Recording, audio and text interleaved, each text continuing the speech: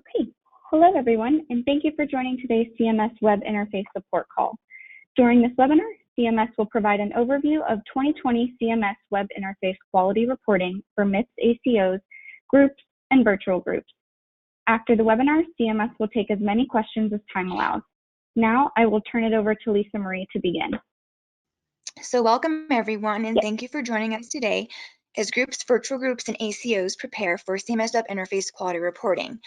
I'm Lisa Marie Gomez with CMS, a subject matter expert on the CMS Web Interface. Joining me on the call today are other subject matter experts who will share helpful information regarding quality data reporting through the CMS Web Interface and answer your questions during the question and answer session after today's presentation. Today's call will only focus on 2020 quality reporting. Please note that any measure guidance provided during this presentation is specific to the CMS Web Interface. When using other collection types to submit data, you should refer to the measure specifications applicable to that collection type used. You can contact the Quality Payment Program Service Center with any of your questions regarding cost, promoting interoperability, improvement activities, MIPS, or other quality reporting questions that are in general. Next slide, please. This is a disclaimer slide about this presentation. Information in this presentation is current at the time it is published, but I urge you to please be sure that you're using the source documents and links that are provided throughout the presentation, and please stay tuned to any communication from the Quality Payment Program, Shared Savings Program, or Next Gen ACO model regarding any updated information. Next slide, please. Now we will provide a few announcements and reminders. Next slide, please. So the CMS Web Interface will close promptly at 8 p.m. Eastern Daylight Time on March 31st, 2021.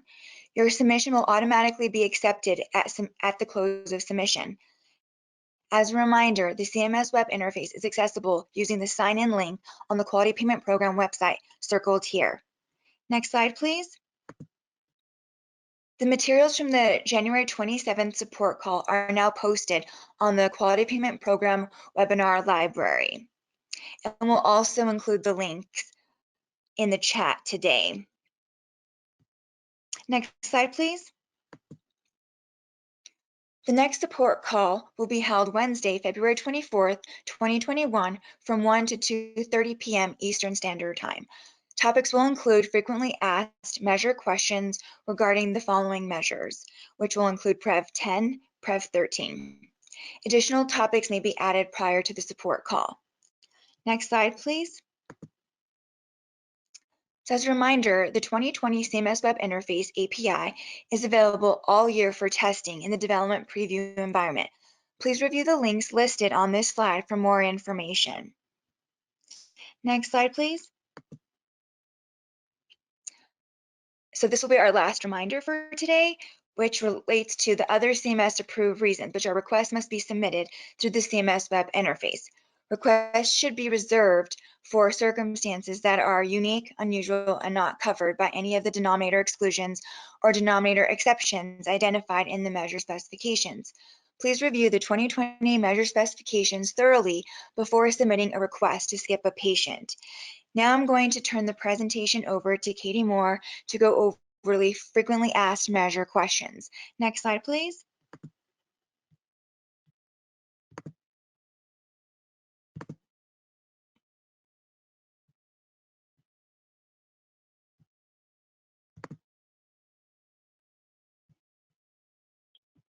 And Katie, your line may be on mute.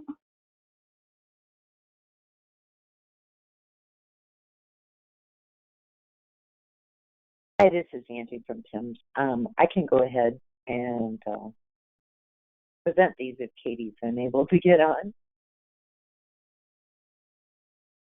Oh, thank you very much. You're welcome. Okay, I'm on slide 10 for denominator exclusions and exceptions. Okay, just making sure we are on the same page here. Some CMS Web Interface measures include denominator exclusions to remove a patient from the measure and/or denominator exceptions to remove the patient from the measure's performance calculation. Please review the individual measure specifications for the applicable denominator exclusions and exceptions. A denominator exclusion are patients who are removed from the denominator before determining whether the numerator criteria is met. If a patient meets the denominator exclusion criteria as defined in the measure specs, then they must be removed from the measure denominator population, and the patient will be replaced with the next consecutive patient sampled for the measure if available. Denominator exceptions are when a patient is eligible for the denominator, but the measure specs define define circumstances in which a patient may be appropriately deemed as an exception. Allowable reasons are categorized into 3 general categories: medical, patient, and system.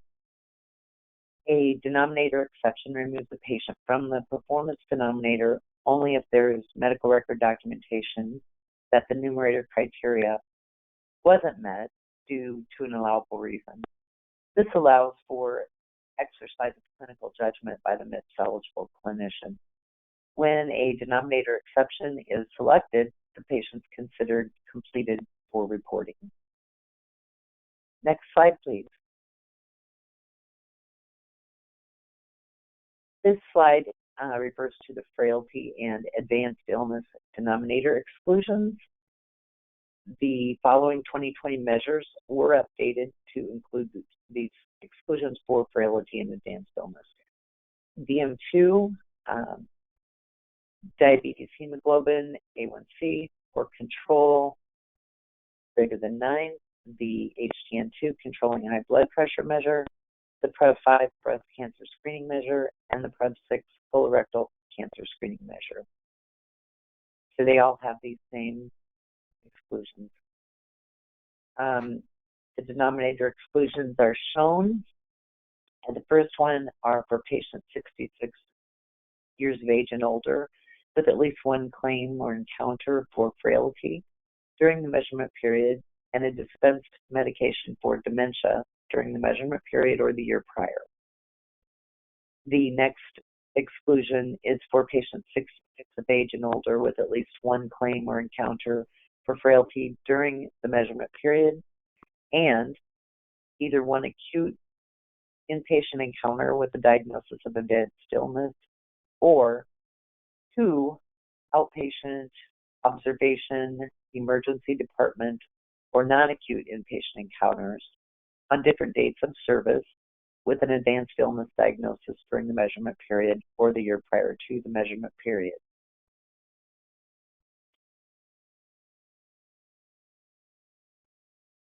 And I'm sorry,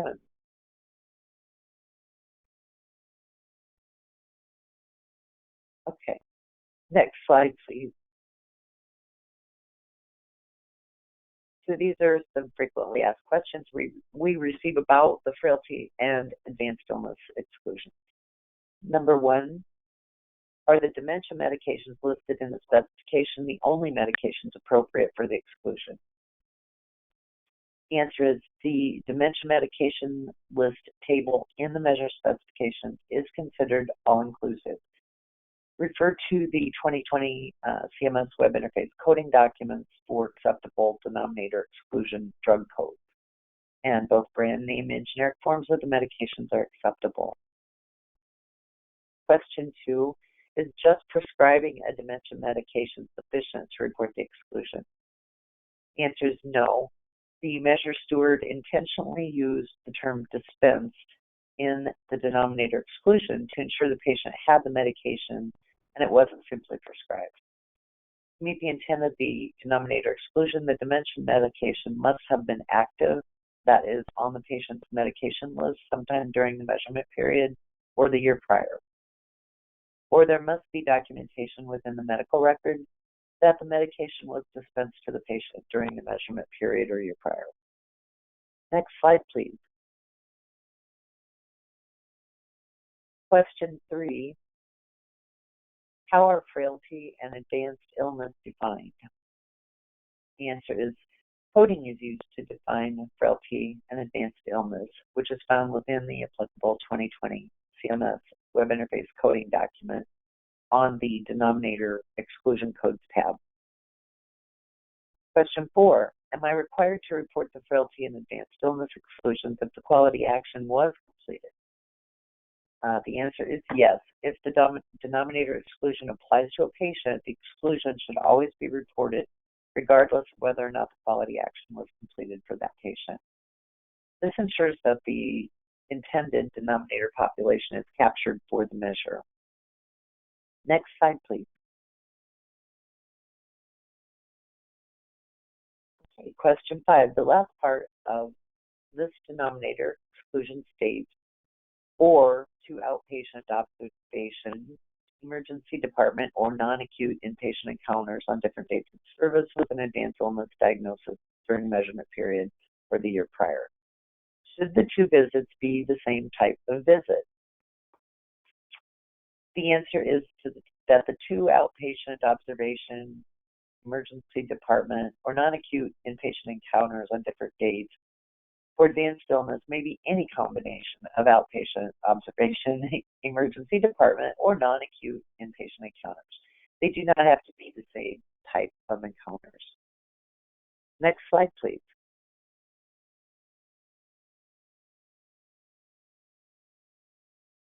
This slide is for the PREV5 breast cancer screening measure.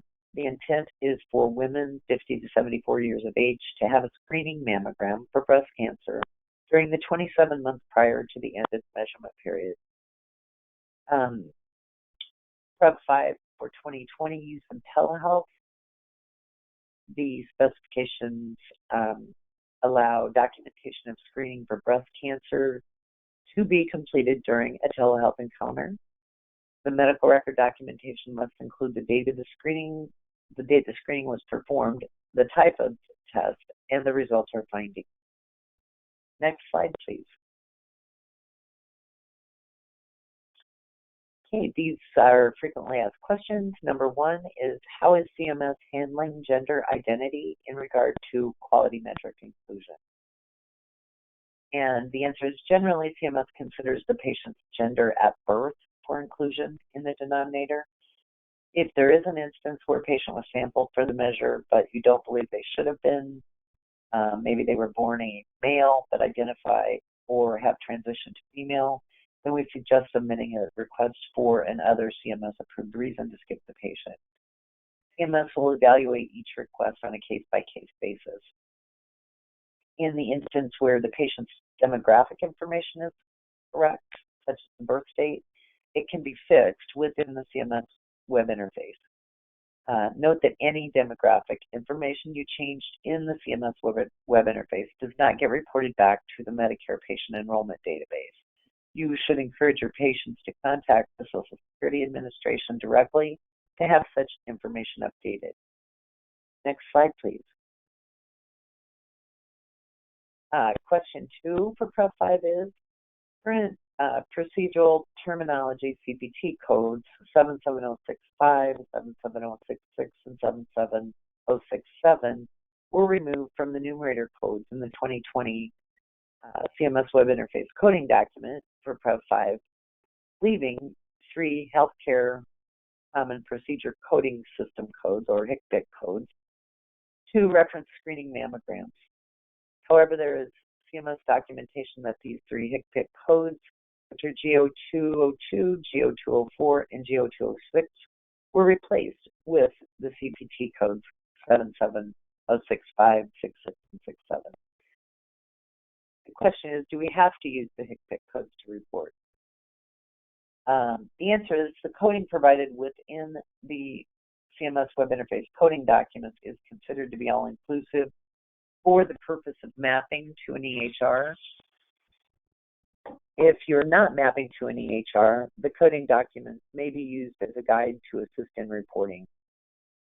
CMS doesn't dictate your internal workflow, therefore other coding representative of the quality action may be used to assist in locating the medical record documentation. Next slide, please. Question 3.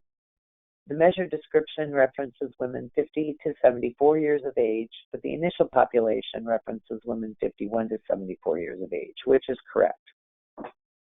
The answer is the patient isn't considered eligible for the denominator until age 51, but mammograms received beginning at age 50 can be used to satisfy the numerator. The PREV 5 numerator allows for a mammogram to be performed during the 27 months prior to the end of the measurement period. Question 4, are we required to have a copy of the mammogram results? As long as there's medical record documentation of the date of the breast cancer screening, the type of screening, and the results, the intent of the measure is met, and you would not need to necessarily have a copy of the mammogram results. Next slide, please. This slide is for the PREV 6 colorectal cancer screening. The intent is for adults 50 to 75 years of age to have an appropriate screening for colorectal cancer. Documentation of screening for colorectal cancer may be completed during a telehealth encounter, and the medical record documentation must include the date of the screening, the type of test, and the result or finding. Next slide, please.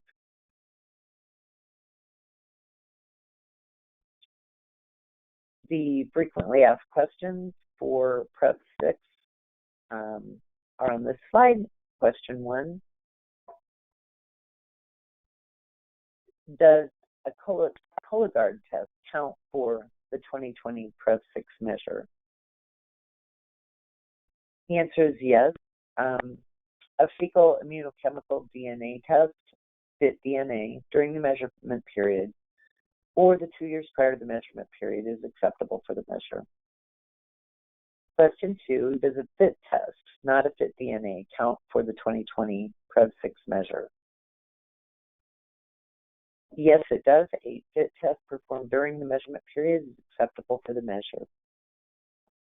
Question 3, is a fecal occult blood test, or FOBT, done in the office and sent to a lab acceptable for measure compliance? If not, where must it be done to be valid? No, per clarification from the measure steward, National Committee for Quality Assurance, or NCQA, FOBT tests in an office setting don't count. The intent is to exclude all FOBT tests performed via digital rectal exams, or DREs, FOBT tests performed in an office setting or performed on a sample collected via DRE, FOBT tests performed at home and brought to the office to be sent to a lab meet the intent of the measure. And with that, I'll turn it back over to Lisa Marie Gomez. Thank you. Thank you, Angie. Next slide, please.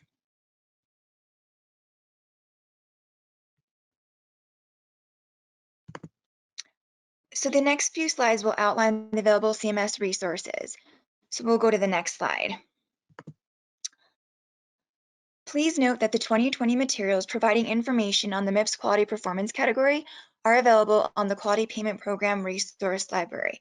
We encourage you to review these resources if you have questions on quality reporting requirements and measures. We'll continue to communicate any future postings and upcoming support calls.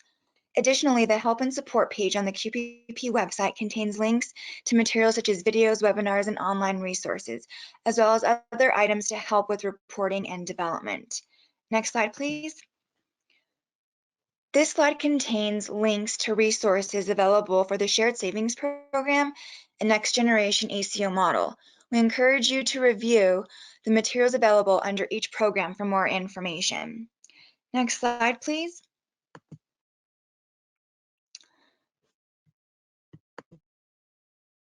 If you need additional assistance, please refer to the contact information listed on this slide.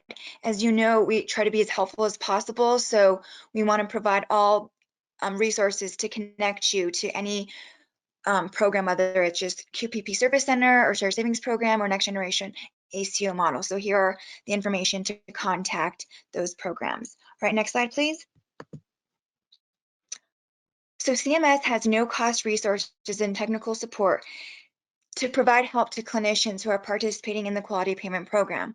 Learn more about the technical assistance by following the link on this slide. All right, next slide, please. Now, just before we go into the Q&A portion of the support call, if you're interested in providing feedback and collaborating with CMS on the quality payment program, we encourage you to participate in our human-centered design efforts. To get started, please email your name, title, topic of interest, and organization to qppuserresearch@cms.hhs.gov. Now I'm going to turn this portion of the support call over to Haley Burnside to begin the Q&A session. Haley? Great, thank you, Lisa Marie. We will now begin the question and answer portion of this webinar. Please submit your questions via the questions tab on your screen or raise your hand and we will unmute your line.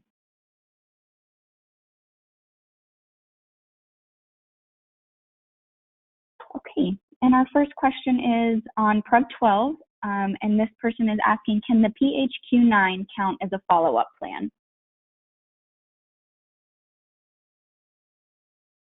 Hi, this is Katie from the PIMS team. Can you hear me okay? Yes, Katie, we can hear you. Okay, perfect.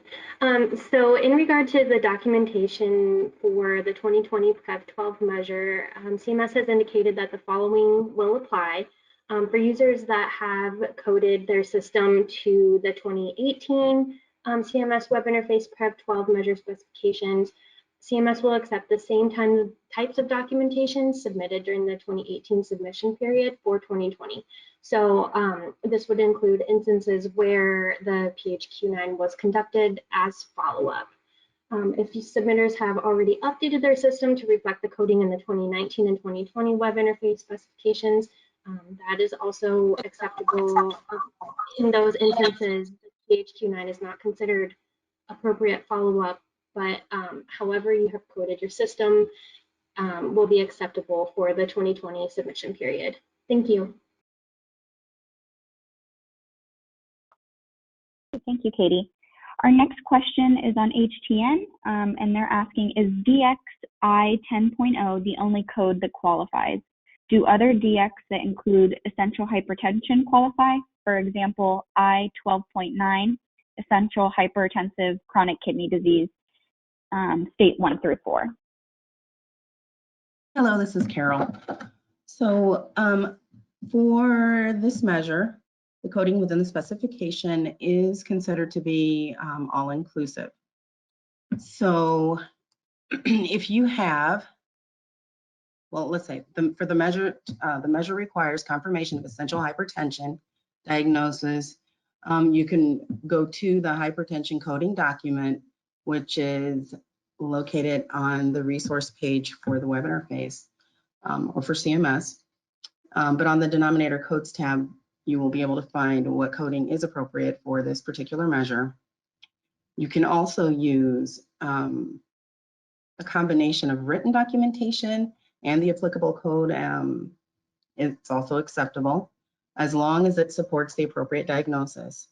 And if you are also unsure, you can speak to your clinician to make sure that you are including the correct patients within this measure.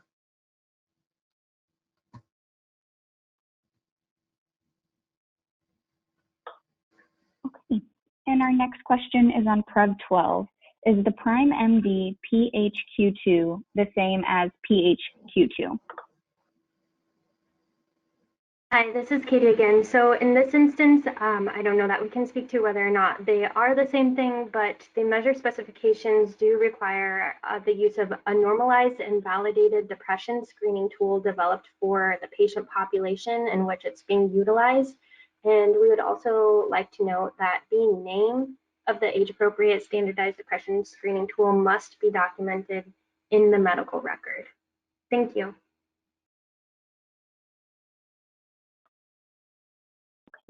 And our next question is on Prep 5 and Prep 6. Pertaining to the documentation in the EMR, are we only allowed to use anything through December 31st of 2020 that was inputted or through the patient list release date?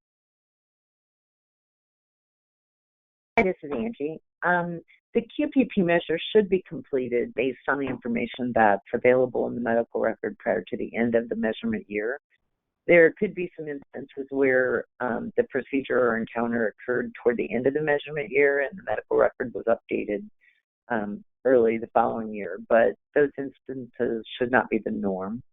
It's more beneficial if the patient, if coordination of care coincided with the patient's encounters, as opposed to collecting information afterwards for the purposes of quality reporting. Thank you. Okay, thank you. And our next question is on Prev 10. Does cessation have to be done after the most recent screening or just within the 2-year look back? Hi, good afternoon. Tobacco cessation counseling just has to be performed within 24 months of the 2-year look back. Thanks.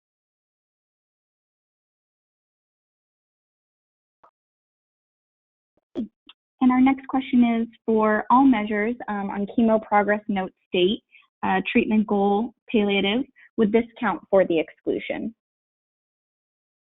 And this is Deb from the PIMS team, and I'll reference the diabetes DM2 specification. On page 7, there is some information where if the patient is in hospice, you can select that option if the patient is not qualified for the sample due to being in hospice care at any time during the measurement period. And this includes non-hospice patients receiving palliative goals or comfort care. So if your medical record documentation fits that definition, then you can certainly select the patient is not qualified for sample. If you're not sure if the documentation meets that requirement, then it would be best for you to go back to the clinician and determine if that was their intent by palliative care. But it does seem that palliative care, palliative goals, that type of documentation would indicate that the patient is not qualified for the sample and it should be skipped and replaced. Thank you.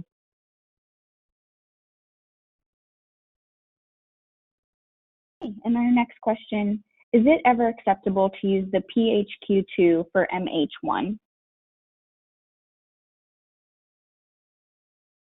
Hi, this is Angie. No, only the PHQ-9 or PHQ-9M are acceptable for the measure. Thanks. Thank you. And our next question is on MH1.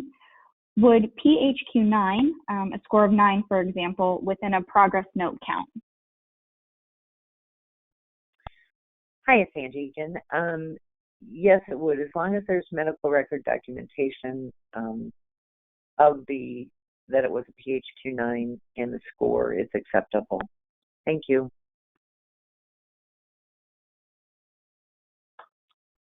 Okay. Moving on to our next question, we have noted a discrepancy in Prev 12 question in the submission file and the FAQs from last week.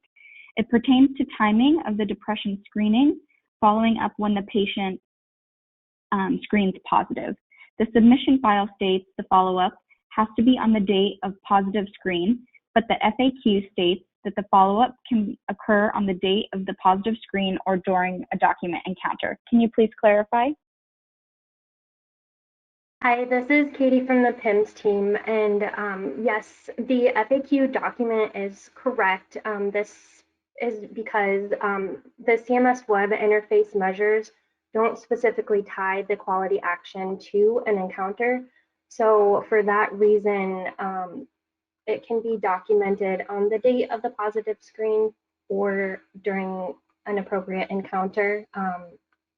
So I would just again refer you back to the FAQ document, and that is the appropriate guidance. Thank you. Thank you. And our next question is for DM2. When our machines run the A1C results, if the value goes over 14, we get the result greater than 14. The spreadsheet will only allow me to enter a 0 through a 25, no special characters. What would you suggest I enter in this case? And this is Deb. In this case, you have a couple of different options, really whatever works best for you. You can enter a 0 because you don't have a distinct value. And that is going to basically do the same thing as if you enter a 14 or any number between 14 and 25. It may be best, though, as you don't have a distinct value, to go ahead and record 0 for the DM2 measure. Thank you. Great. And our next question, is there a deadline by which all CMS approved reason requests should be submitted? Hi, this is Katie from the PIMS team. So we just want to encourage folks to submit their CMS approved reason requests as early as possible. I believe in the past we would like to have seen them at least a week before the end of submission. So March 24th of 2021 this year, but in order to allow proper time to review those requests and to gather the appropriate information if more detail is needed, we just would like to encourage everyone to submit those as early as possible to ensure their process prior to the end of the submission period. Thank you.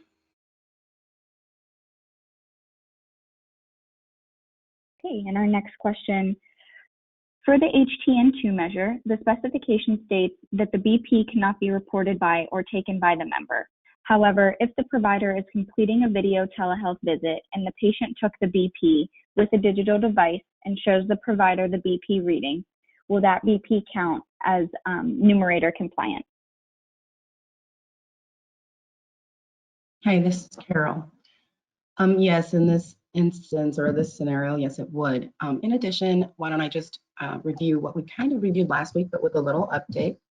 A blood pressure taken by either a clinician or a remote monitoring device, home device, or a device brought by a visiting nurse or caregiver and conveyed by the nurse or caregiver or by the patient to their clinician is acceptable for the numerator, as long as it is the most recent blood pressure reading documented in the medical record for the patient during the measurement period.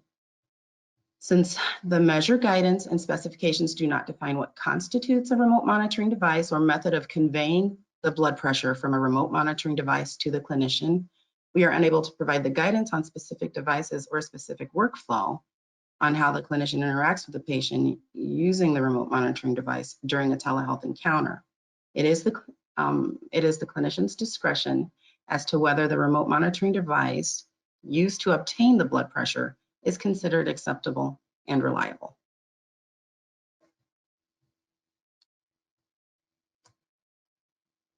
Okay, great, thank you. Moving on to our next question, and this is on Prev 12. Can depression unspecified be used as a denominator exclusion? What about depression and anxiety when they are not linked to each other either by the provider or with the documentation of with? Can reactive depression be used as denominator exclusion as well? Hi, this is Katie from the PIMS team. So in this particular case, I would go ahead and encourage you to review the PREV coding document and review the tab for denominator exclusions for applicable diagnosis that would apply to those exclusions. If you still have questions after reviewing the coding document to see what may be applicable, you can always submit your question to qpp@cms.hhs.gov, and we can take a closer look for you there. Thank you.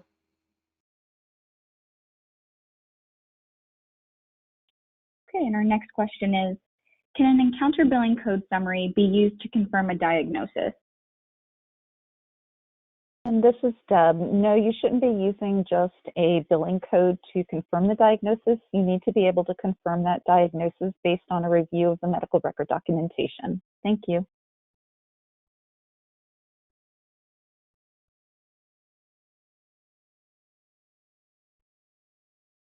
Okay.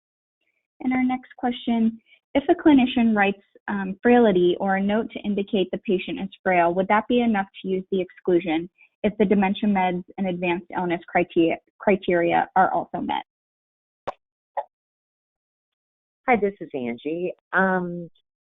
Yes, if you have medical record documentation of frailty, it is acceptable. You'll want to refer to the 2020 CMS Web Interface coding document for the particular measure and look at the denominator exclusion codes. And they do include just frailty. There's also one frail elderly, for example, and many others. So please refer to that document for acceptable diagnosis that you would need to have in the medical record. Thank you. Thank you. And our next question is for the HTN measure. Is the blood pressure and a telehealth encounter acceptable? Yes, the telehealth has been included for 2020 for this measure.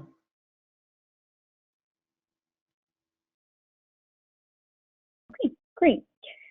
And our next question is, if a patient meets exception criteria, is the ACO required to take the exception? And this is Deb. If a patient meets exception criteria, you are not required to take the exception. The flip side of that is if the patient meets exclusion criteria, you do have to take the exclusions. But exceptions are there in the event the quality action has not been met, but you see that there is a denominator exception that the measure developer has provided, in which case it is really up to you whether or not you want to take the exception because they don't meet the numerator quality action, or if they meet the numerator quality action, you can go ahead and select that option. Thank you.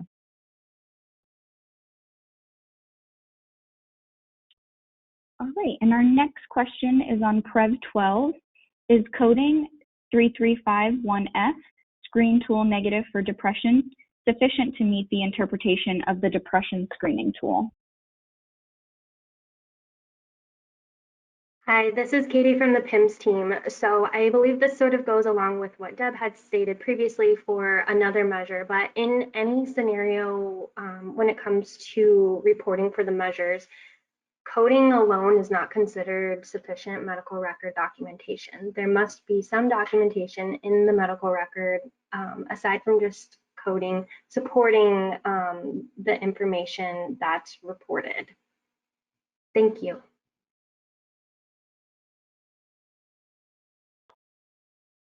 All right, and moving on to our next question. What happens when a patient ages out of a measure during the measurement year? Do we include or exclude them from the measure?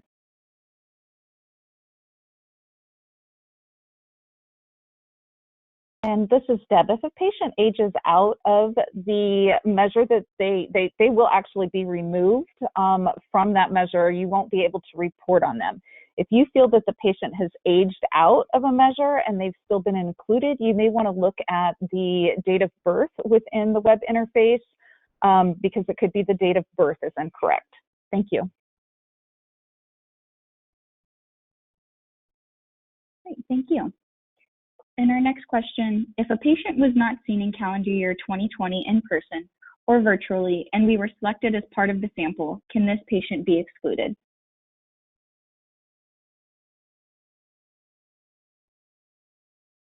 Hi, this is Kristen from RTI, and though the patient may not have received care at the specific facility or practice that you're at, the patient was assigned to your group or ACO and must have had at least 2 eligible services with your group or one of your ACO's participant TINs during the measurement period to be chosen for inclusion in a measure sample. So since your organization is deemed accountable for such a case, you may not select to exclude that patient from the sample.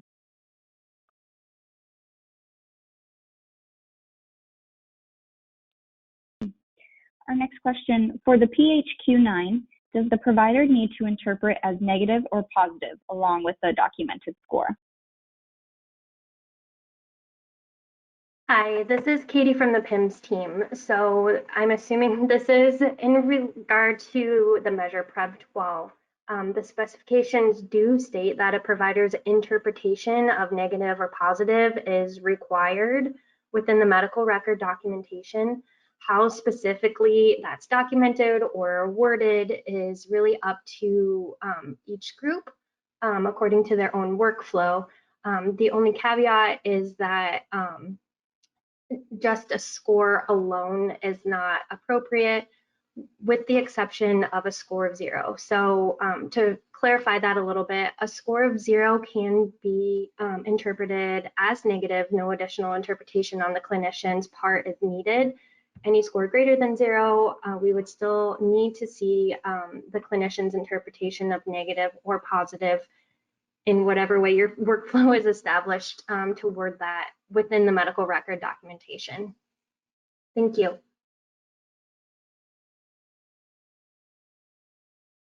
All right, moving on to our next question. Where NCQA is the measure steward and there are optional exclusions for various measures based on the HEDIS specifications, are you saying that all of the optional exclusions are required exclusions for CMS abstraction purposes? This is Deb from the PIMS team. I would say first of all, to use the web interface documents that have been provided by NCQA, we would not make any, we can't speak to the HEDIS measures, but if there is a specific denominator exception or denominator exclusion within one of the NCQA measures for the web interface, you would want to submit it based on that measure specification. So if you're referring to NCQA's new exclusion for the frailty, that type of information there, you would want to go ahead and select that exclusion if that patient qualifies for the exclusion based on the way NCQA has provided us the measure specifications for 2020. Thank you.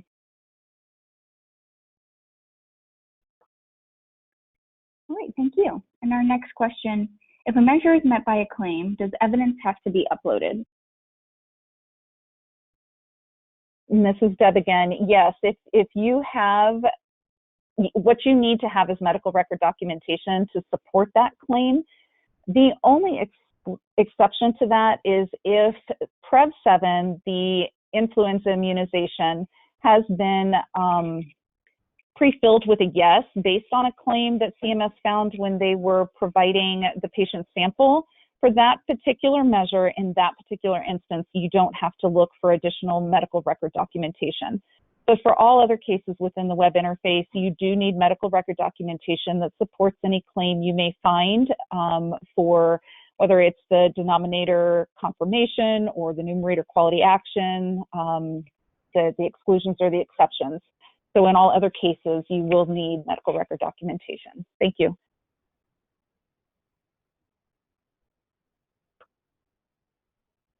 Okay, is CKD stage 5 an exclusion or exception for HTN?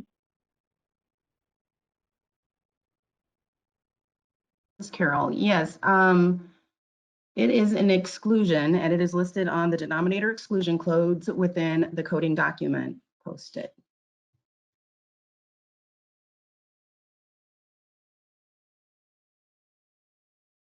Okay, great, thank you. Our next question is, I believe I heard 2 different responses to confirming a DX.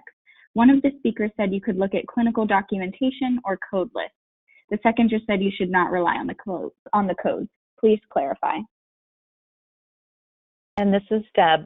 For clarification, again, you should not rely strictly on coding or claims. The coding can help you get to the medical record documentation that will support whatever action you're trying to report. Thank you.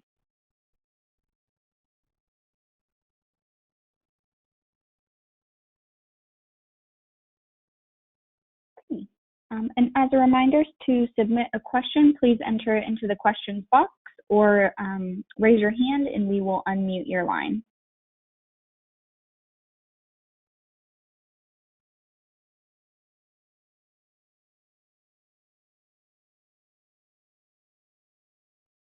Okay, Gina Herr, your line is now unmuted.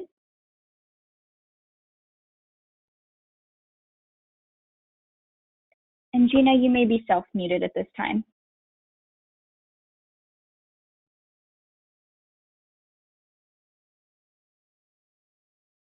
Okay, we will try to come back to Gina. Rachel Grafdorf, your line is now unmuted. Hi, are you guys able to hear me? Yes, we can hear you. Okay, perfect. So I had a question about HTN2. It states in the guidance to not include blood pressure readings taken on the same day as a diagnostic test or diagnostic or therapeutic procedure that requires a change in diet or change in medication. So my question, and this came up as we were reviewing some of our results, are we to interpret that we should not include blood pressure readings taken on the same day as a diagnostic test only if they include a change in diet or medication? Or are we supposed to not include blood pressure readings taken on the same day as the diagnostic test at all? Hi, this is Carol. Only if they include changes to diet and medication. Okay, thank you. Mhm.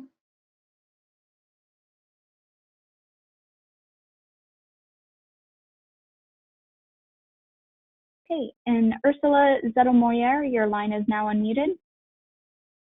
Hello, hi. I have a question on the Prep 12 for the denominator exclusion. We're a little, I guess we're struggling a little bit and figure out what is an active diagnosis of depression at times. So if the provider documents history of depression, but the patient is on medication, but their PHQ score is 0, would that be an active diagnosis of depression, or would it not? They documented it as history of. Hi, this is Katie from the PIMS team. So the measure specification defines active diagnosis as a diagnosis that's either on the patient's problem list, a diagnosis code description listed on the encounter, or is documented in a progress note indicating that the patient is being treated or managed for the disease or condition during the measurement period.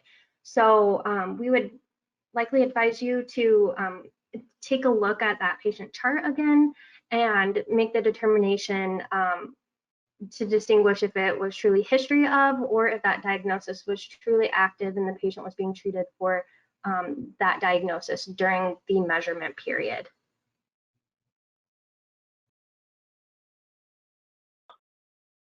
All right, thank you, Katie. Marisa Smith, your line is now unmuted. Thanks. Can you hear me okay? Yes, we can. Perfect. So for the Prev 6, just a question. As an example, if a provider documents in the encounter notes colonoscopy completed 1/1/2015, repeat in 10 years, would this meet the requirements for the measure, or does the documentation also need to include normal or abnormal for the results? Hi, this is Angie from PIMS.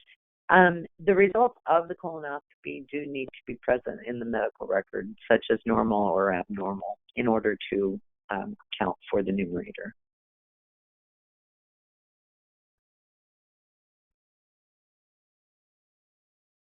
Okay. And Jean Bernardino, your line is now unmuted.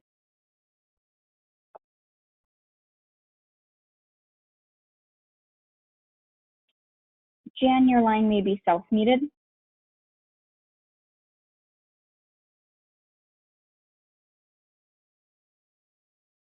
Okay, we'll try to come back to Jan. Rhonda Breedlove, your line is now unmuted.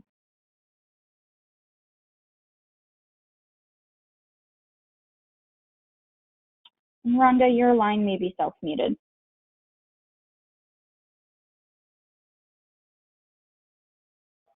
Okay, we will actually move to another question that we received through the questions box, and this is regarding Care 2, if a patient has history of falling documented in a chart note, is that acceptable to meet numerator criteria?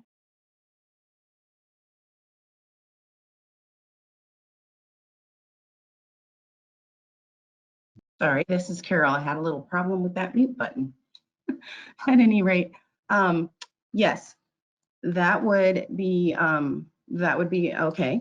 Any history of false screening during the measurement period is acceptable as meeting the intent of the measure, other than as a consequence of sudden onset of paralysis, epileptic seizure, or overwhelming external force. This measure does not require a specific assessment tool, and you can also refer back to page 5 within the measure specification, and that'll give you further definitions of falls.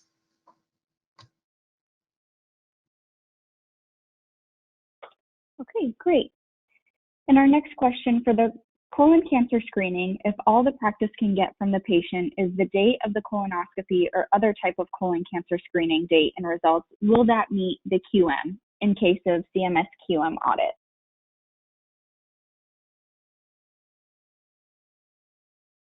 Hi, this is Angie. I'm sorry, just one moment.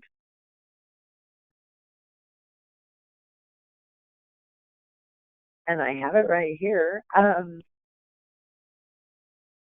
can't really speak to an audit, but in an audit, they would compare the 2020 Prep 6 measure specifications to the documentation in the medical record. The patient reported requirement requires that the date of the test, and it has in the specs in parentheses year, and the type of test, and the results or finding, all three need to be present for patient-reported colonoscopies or colon cancer screenings to satisfy the numerator. Thank you. All right, thank you. And our next question is on Prev 10. If a patient is screened as a smoker but no cessation given at the current screening but was given before, can that count as meeting the measure? For example, a patient was screened in January and was positive for smoking and given cessation information, but was screened again in July and was a smoker, but was not given cessation education. Will the Jan cessation meet the measure? Hi, this is Jamie. As long as that cessation that was provided is within the 24 months, yes, it would count towards the measure for meeting cessation. Thank you.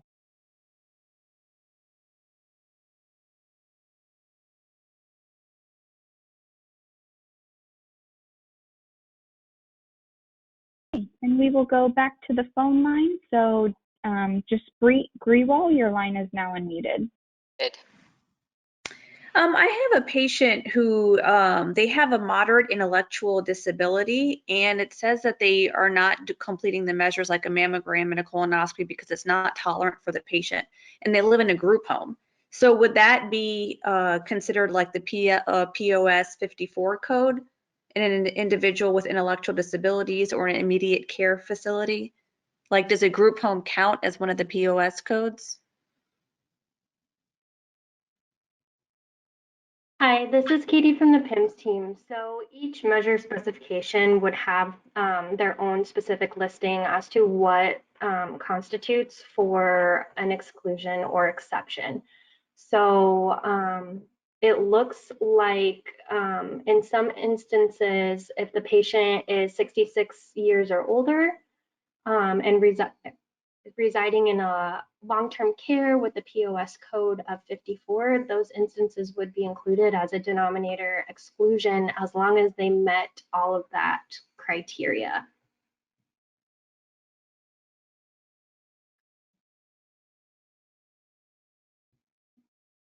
Great.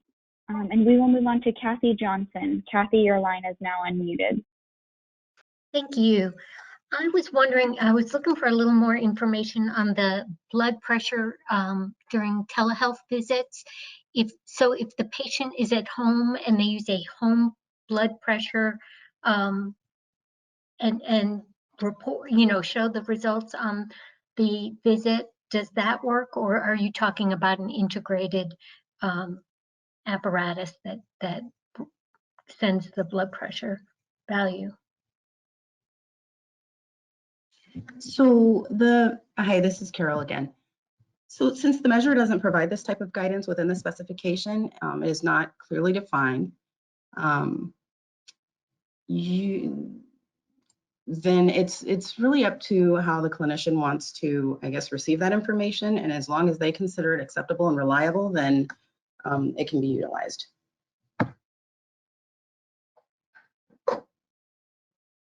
Does that answer your question? So we will go ahead and move back to a question from the questions box, and this is on the HTN2 measure. If last encounter of year is with a specialist provider and no BP recorded, does that count as non-compliant, or can we go to the last PCP visit of the measurement year? So for this measure, this is Carol again, you would use the most recent blood pressure documented within the measurement period, regardless of your provider type. So it's not necessarily, it's just your most recent visit that you're looking for. So you would use that particular blood pressure.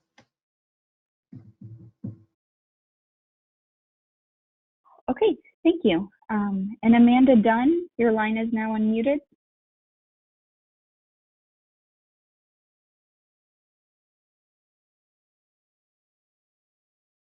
They had Medicare, Medicaid alignment initiative went into effect as their primary coverage at that time.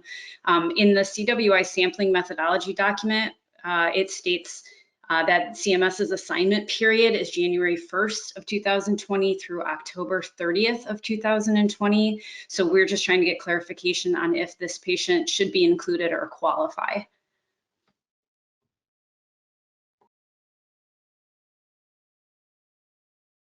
This is Deb from the PIMS team, and I think we missed part of your question, but I believe I have the gist of it. And I'm going to say that, and certainly someone from RTI, if I'm getting some of this wrong, please step in. But basically, if a patient is not qualified for the sample at any point in time during the year, for instance, they don't meet the correct Medicare billing type of scenario, then you would go ahead and exclude them. It's because of the fact that we only have a certain number of months. It is possible, for instance, that a patient is deceased, but they are deceased in, let's say, November. You would still go ahead and remove that patient at the patient confirmation level. Does that answer your question, or did I kind of make it more confusing? No, I apologize can you guys hear me now? Yeah, I think you cut in and out, but I caught half of it. So yes, I can hear you. Oh, I apologize about that. It was about insurance and changing from Medicare A and B to a different insurance in the middle of the year. Right. So if you're non-FFS Medicare, each of the measure specifications do provide the guidance that you'll select that option if the patient was enrolled in a non-FFS Medicare at any time during the measurement period. And then it gives some additional examples. That exclusion is intended to remove beneficiaries. If it happens to be that beneficiary was given to a particular ACO or group practice based on the first 8 months, but their situation changed in the last couple of months of the year, then you would still go ahead and select not qualified for sample. Okay, thank you so much. Oh, you're welcome.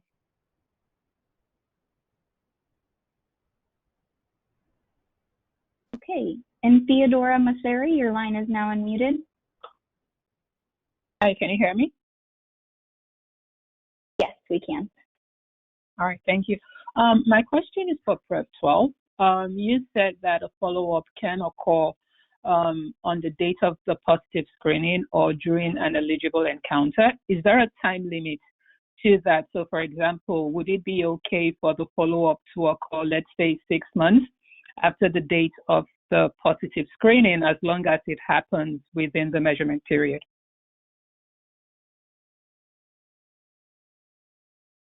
Hi, so this is Katie from the PIMS team. So it's not necessarily, 6 months. The measure specifications do say the patient must be screened for depression on the date of encounter or 14 days prior to the encounter. So screening 6 months out would not be acceptable for the measure. You still have to do it in a relatively close time frame. Just the follow-up needs to occur on the date of the positive screen or date of encounter. Thank you.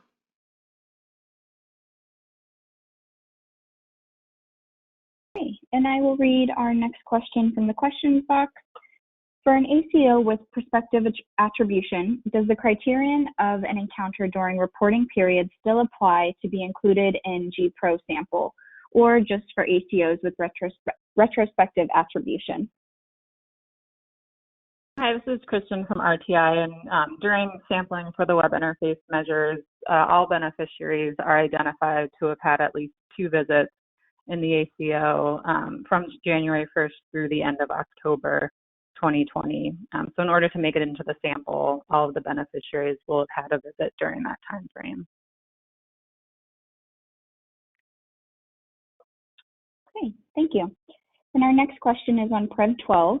Provider states PHQ-9 questionnaire filled out and reviewed, no treatment needed. Does this count as a screening? Does it have to have a score? Hi, this is Katie from the PIMS team again. So for Prep 12, the measure specifications do state that a clinician's interpretation of positive or negative is required. So we cannot tell you specifically how that must be documented. It's up to your organization's workflow, how that would be represented in the medical record. But just to reiterate, there must be documentation of positive or negative in the medical record. And I do think we are receiving quite a few scenarios regarding this particular question and how things are documented for various organizations. So we would encourage folks to submit those questions to qpp@cms.hhs.gov so we can take a closer look. But in general, just to state one more time, it does require the clinician's interpretation of positive or negative, not just a score. Thank you.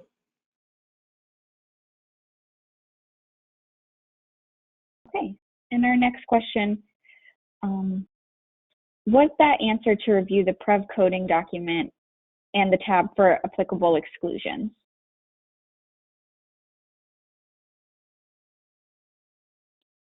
So this is Deb. I'm not sure exactly what response you are referencing, but we do typically provide the guidance that you can use really the measure specification, your medical record documentation, and the supporting document, the coding document specifically, to try and locate the medical record information that you're trying to confirm. So there's a few different ways you can use that document. It may be that you have a system set up that is pulling in that coding automatically, and then you can use the information that you're getting from that to look in the medical record documentation for confirmation. It could be that you have medical record documentation and you're not sure if it fits the requirements of a measure, so you can go back to the coding document and you can look at what the measure developer has provided as coding and at the specific terminology that they use to see if that matches in such a way that you want to confirm. And then, of course, as been stated previously, there are times you may have to confirm with the clinician that what you are seeing as you're abstracting is in fact meeting the requirements of the measure just based on how that clinician may be documenting information. If that didn't answer your question, please go ahead and resubmit and we'll try and give you a better answer. And if we don't get to it today, as always, you can submit a ServiceNow help desk inquiry and we will answer in that manner. Thank you. Okay, our next question. For Prev 13, is hyperlipidemia considered the same as pure hypercholesterolemia? We have providers that view them as the same. Hi, this is Katie from the PIMS team. So no, in this instance, hyperlipidemia is not equivalent. It would need to be specifically documented as pure or familial hypercholesterolemia. Thank you.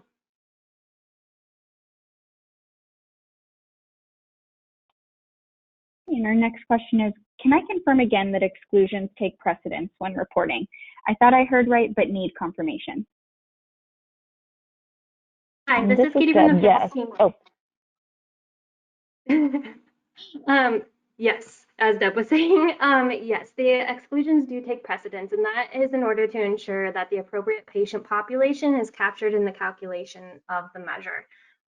So if you do find a patient that meets the denominator exclusion, you would want to go ahead and report that. Thank you.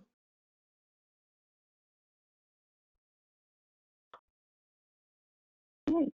And our next question, for HTN2, can you take documentation in an OV that states the patient has a DX of essential hypertension if it does not include documentation of the DX code as well?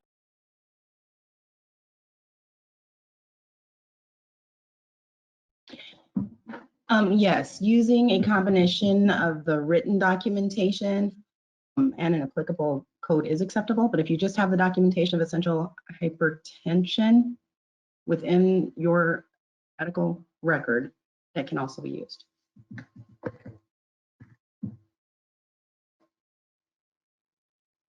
Right, we will move to the phone lines. Joshua Hickson, your line is now unmuted.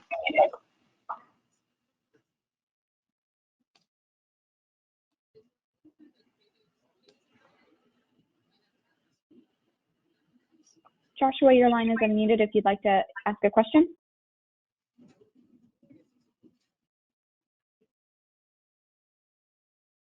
Okay, we'll move on to Laura Tidwell. Laura, your line is now unmuted.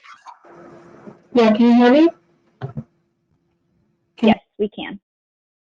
I have two questions about Prov 12. The first is a follow-up about if our system is updated to the 2020 standards, will the PHQ-9 count as a follow-up for the PHQ-2? And my second question is, if I have a PHQ-2 where they've listed the little interest or pleasure symptom as 1 and the feeling down depressed as 1 also, but they did not calculate it as a total score of 2, can I count that?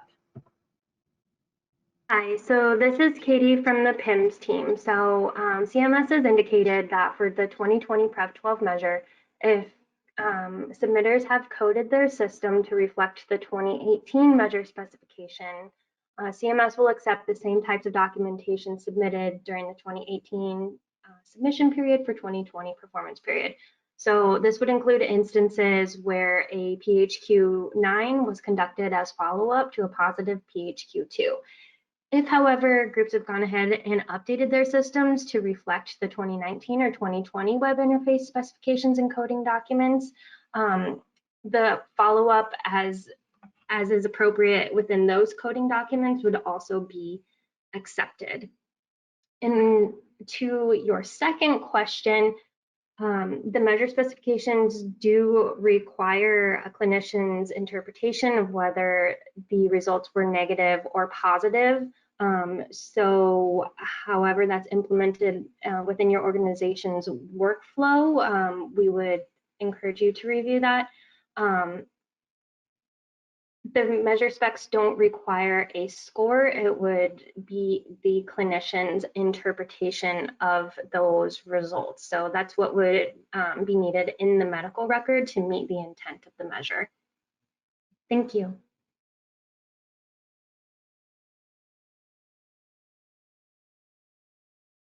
And Joseph Grady, your line is now unmuted.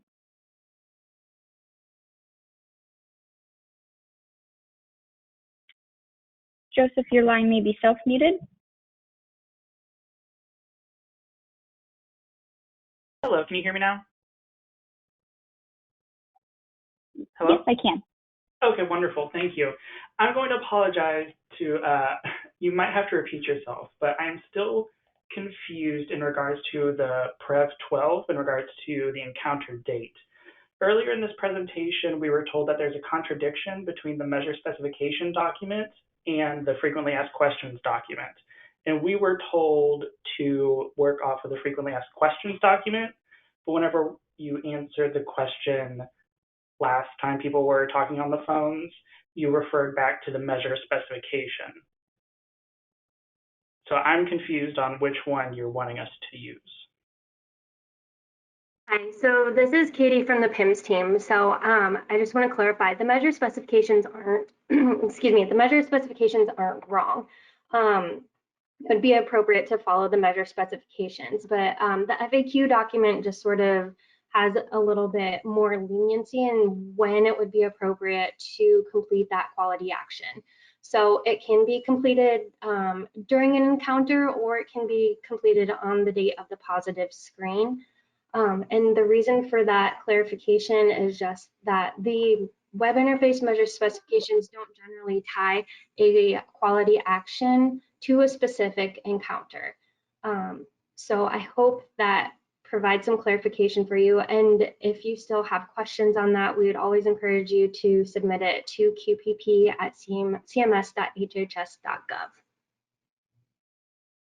Thank you. Okay, and then moving on to our next question. If there is documentation of colonoscopy with date and results, is it not necessary to obtain an actual document? Hi, this is Angie from HIMSS. No, it's not necessary to obtain the actual results document if the patient's reporting, as long as you have the date, type of test, and results. That's all that would be needed. Thanks.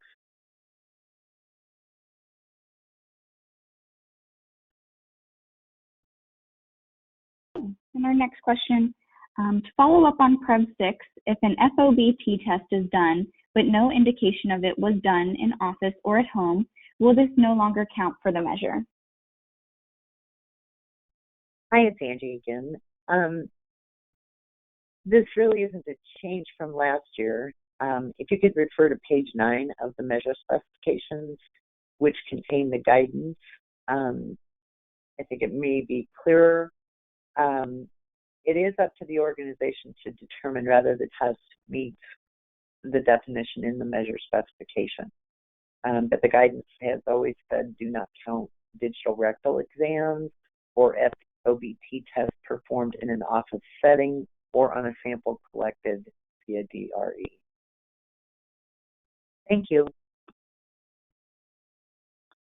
Thank you. Our next question is on PREV 5. If a patient has breast cancer, can they be excluded from the sample? Hi, this is Angie again. There is no exclusion for patients with breast cancer. There is an exclusion for women who have had a bilateral mastectomy or history of or evidence of a right and a left unilateral mastectomy.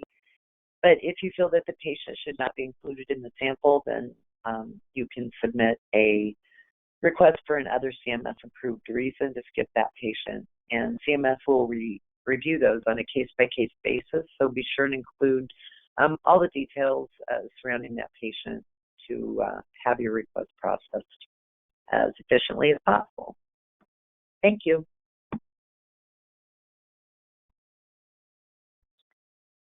Great. Okay, for MH1, if the PHQ-9 questions were all answered, however, the final score is not listed, is it acceptable to calculate the score based on the patient's answers? And this is Deb from the HIMSS team. The clarification that we have received from the measure developer for this particular measure is that you have to have a summary score documented in the medical record. You can't do that yourself. Thank you.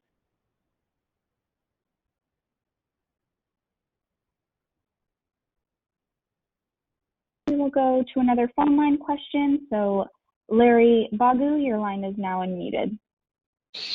Hi, I just want to know if a patient has a unilateral mastectomy, is it necessary that we need to look out for the rest for the mammogram for the other one?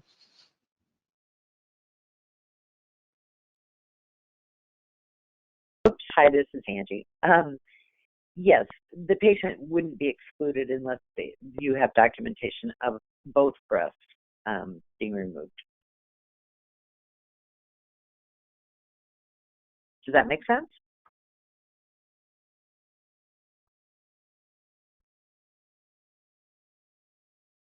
Yes, thank you, Angie. Okay. Thanks. Okay, great. As a reminder, to ask a question, please submit it through the questions box or raise your hand and we will unmute your line.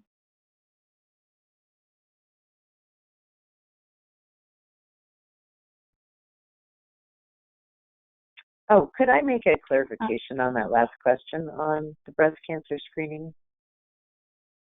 Sure, I may not have understood. So they can't be excluded unless they've had 2 unilateral mastectomies or a full mastectomy. But maybe I misunderstood the question. If there's history of only a unilateral mastectomy, then the expectation is that the patient would need to receive a mammogram on the remaining breast tissue. Thanks. All right, thank you. And Yamil Sanchez, your line is now unmuted. Hello, can you hear me? Yes, we can. Okay, great. Quick question again in regards to hypertension. I have seen where it is documented under the history section of the patient's chart rather than putting it under the active diagnoses. Could history of still be, can be accepted, or do you really need us to be documented under active diagnosis?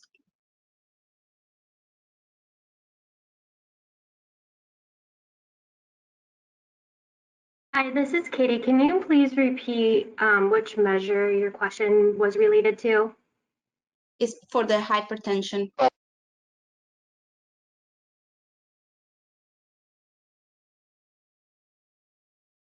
HTN2? Hey, I got it. Oh my gosh, I have too many things open. Hey guys. So for the diagnosis, what you would be looking for would be, they'd need to have a diagnosis of essential hypertension in the medical record within the first 6 months measurement period or any time prior to the measurement period.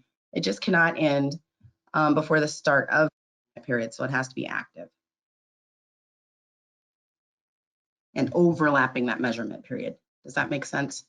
So yes, your history of, as long as it's within those timeframes would work.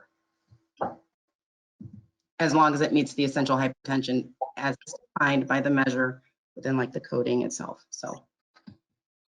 Okay, I'm asking because I don't even know how to say it. So when they're documenting hypertension under the history section, so they documented it in 2019, but now in 2020, as I'm reporting, I see that I-10 code is not being documented. Normally you see the patient and you drop it under your assessment and do your treatment follow-up.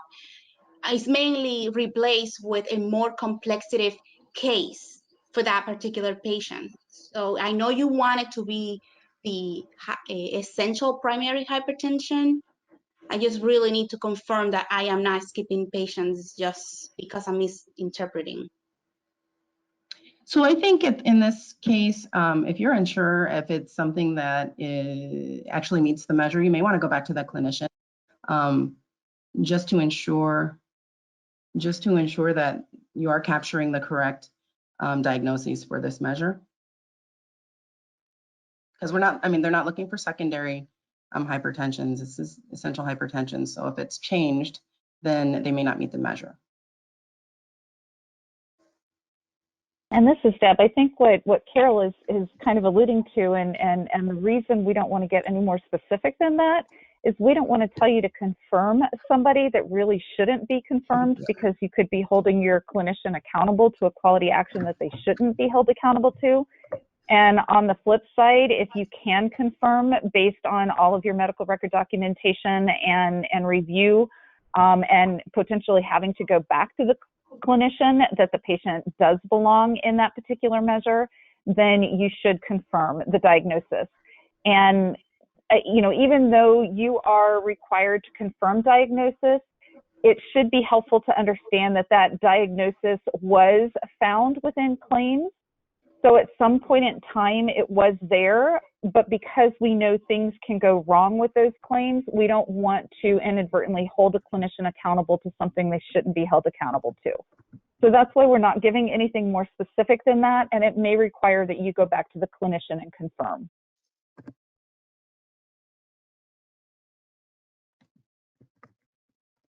Okay, great, thank you. I will read another question from the questions box. Regarding frailty, do symptoms findings notations have to be accompanied by codes? Is narrative description sufficient?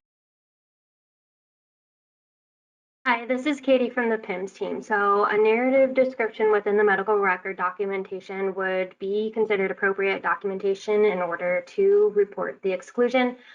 Just want to note that all components of the exclusion must be met in order to report it. Thank you.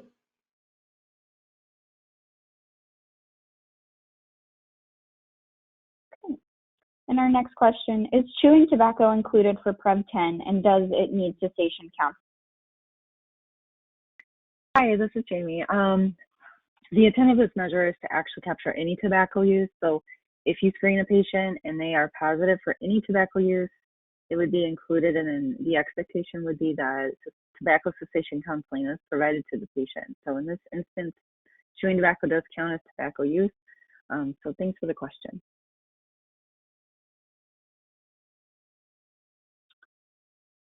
Okay.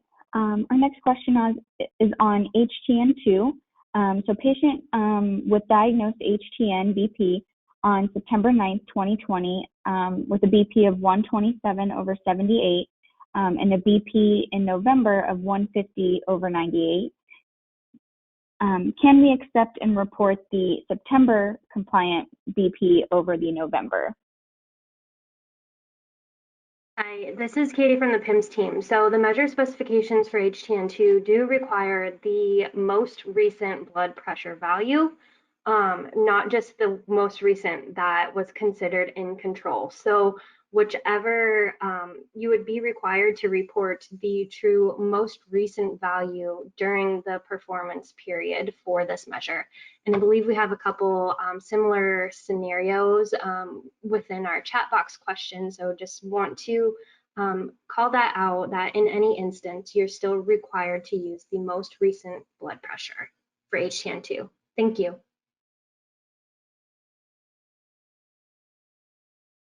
Okay, great. And I believe we have time for one more question. So our next question is, for Care 2 fall screening, if medical record states normal, would this count for the measure?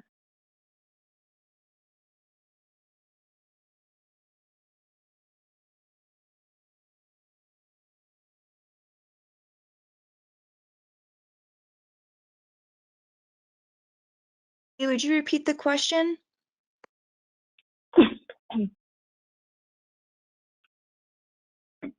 Yeah, sure. So for Care 2 fall screening, if medical records state normal, would this count for the measure?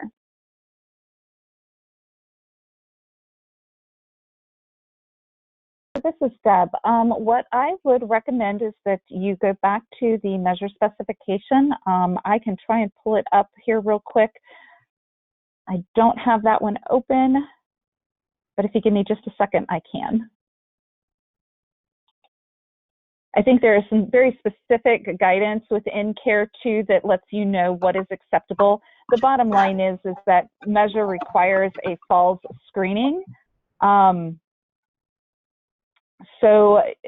definition of a fall screen is assessment of whether an individual has experienced a fall or problems with gait or balance.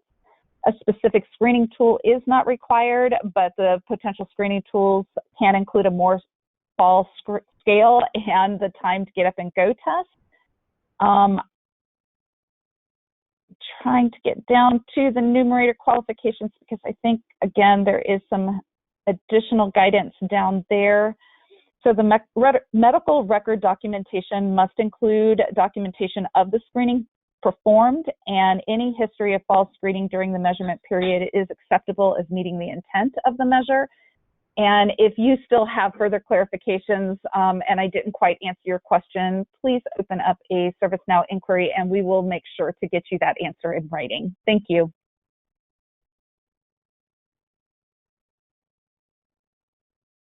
Okay, great. Thank you all. I believe that's all the time that we have for today. Just as a reminder, these support calls will continue every other Wednesday at 1 p.m. Eastern Time through March 24th. And we thank you all for joining today and have a great afternoon.